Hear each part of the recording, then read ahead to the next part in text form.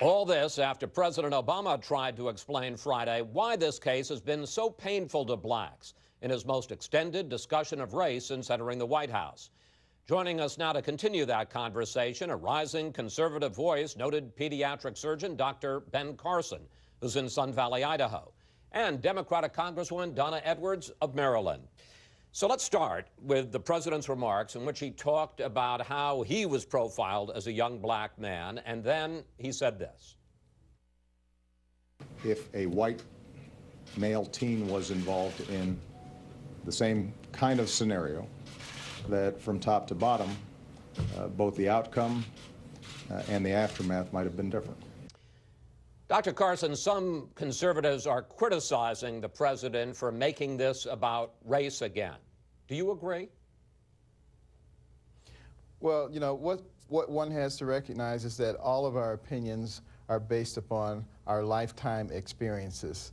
And, you know, for instance, if you think somebody loves you, everything they say will be interpreted as loving. If you think somebody hates you, everything they say will be interpreted as hateful. And in a situation like this, I can certainly understand why there's such divergent views. And I understand why there's a lot of outrage. You have a situation where you have a young black male walking home, not doing anything incorrect, and he ends up killed, and nobody suffers any consequences. On the surface, that would appear to be a gross miscarriage of justice. However, one also has to integrate into that the fact that we have a legal system in which we appoint jurors, in which they have access to all of the facts. We don't have access to all of the facts, and in which they then make a judgment. It's not a perfect system, but it's the best system that we have. We have to decide whether we're willing to live with that or not. Let me bring Congresswoman Edwards into this discussion. There was no evidence that in the FBI investigation beforehand or in the trial, no evidence that George Zimmerman killed Trayvon Martin because he was black. So was it constructive for the president to talk so much about race? I think it was. I mean, I think when I talk to my son who's 24 and to his peers, what they say is that the president gave them their voice for their experiences. And, you know, as the president described, whether it's being followed around in a, you know, in a store or clutching bags in an elevator, those are experiences that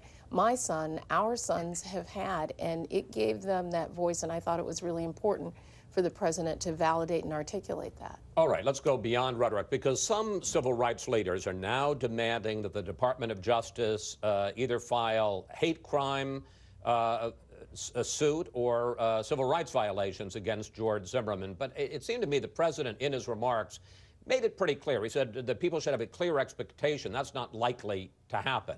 Does that disappoint you, Congresswoman Edwards? Well, I think that both Attorney General Holder and the President have indicated the limitations of federal law. And although there is an open investigation, the Attorney General has said this, I actually have an expectation that it will be a thorough investigation, but there are limitations of federal law. It doesn't mean that there aren't things, as the President has said, that we shouldn't do, whether that is about law enforcement training, it's about people organizing to change state laws, and the things that we can do on a federal level to make sure that all of our young Trayvons have justice. But if, after an investigation, Eric Holder, the Attorney General, says we can't bring federal action either on hate crime or civil rights violation, you'll accept that? I think in the same way that people said that we wanted to make sure that there was justice in the justice system and that those charges be pursued in Florida, that happened, a jury verdict happened. We might be disappointed with it, but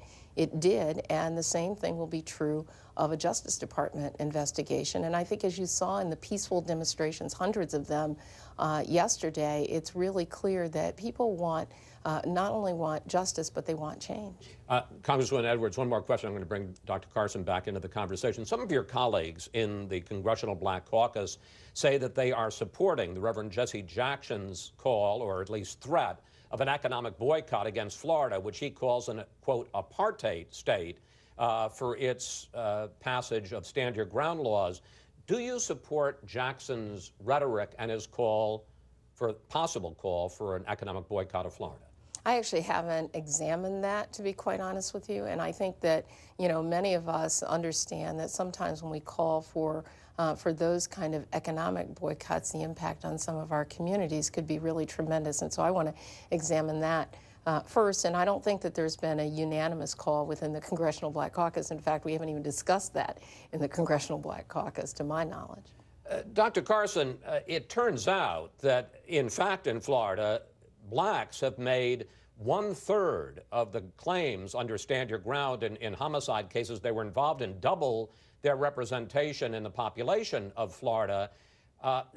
On both that question of Stand Your Ground and also all the other demands that civil rights leaders are making about hate crime or civil rights violations, what do you think of those calls? Well, you know, I think that we have a tendency to overemphasize superficial aspects of people. You know, I was asked once by an NPR reporter why I don't talk about race that often. And I said it's because I'm a neurosurgeon. And she looked at me quite quizzically. And I said, you see, when I take someone to the operating room and I peel down the scalp and take off the bone flap and open the dura, I'm operating on the thing that makes that person who they are. It's not the covering that makes them who they are. It's the brain who makes them who they are. And that's what Martin Luther King was talking about when he said, let's talk about the content of one's character rather than the superficial characteristics. We need to tone down this rhetoric. Those of us in leadership positions need to be looking for things that we can take out of this situation that will be helpful, not things that inflame the situation. That doesn't mean that we shouldn't look carefully at all of our laws. We shouldn't look carefully at this verdict and at this outcome. Make sure that everything has been done correctly, the I's have been dotted, the T's have been crossed. But let's tone down the rhetoric and recognize that we, the people, are not each other's enemies. But Dr. Carson, I mean, really, to be clear, there are deep systemic problems that really impact African Americans in the system that have to be addressed, and I think the President spoke to some of those, and so we can't ignore that. And I mean, I'm going to acknowledge, just like anyone else, that everything is not about race, but there are some things that are, and we have to acknowledge those, and we have to make the systemic changes that are important to advance all of our communities so that people really can enjoy those things and the benefits, frankly, that Dr. Carson has enjoyed. All right, but let's talk about another aspect of this, a systemic aspect of that. The President talked very briefly in his extended remarks about black-on-black crime, and as I looked into this, the numbers are just staggering. Let's put them up on the screen. African Americans make up 13% rather, of the population. But between 1976 and 2005, they committed more than half of all the murders in the U.S. And 93% of black murder victims are killed by blacks.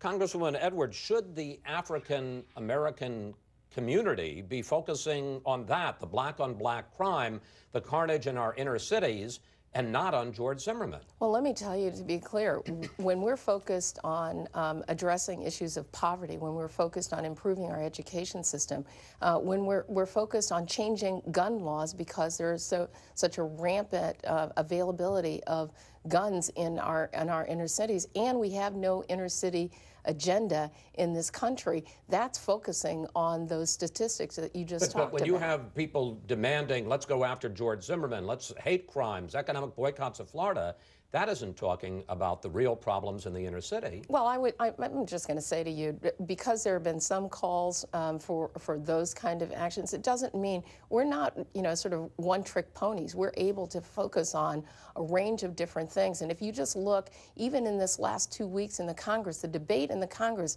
has been about things like, do we provide for food and nutrition? Do we address issues of poverty? Are we going to make sure we have an education system that works for all of our young people so that they can succeed? And to the President's call, are we going to address the laws that actually contribute to the problems in our cities? Let me bring Dr. Carson into this. I understand the concern with racial profiling, but is that the real threat to young black men?